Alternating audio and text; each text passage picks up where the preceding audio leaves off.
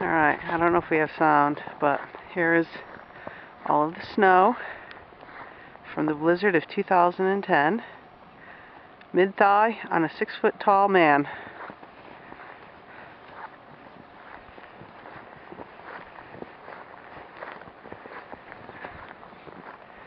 Gas grill. A couple of inches of hard snow.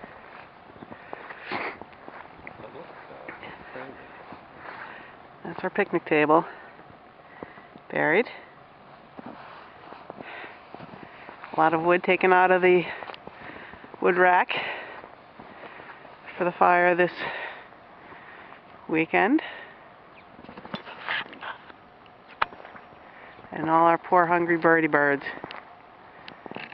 That's the bird bath right there.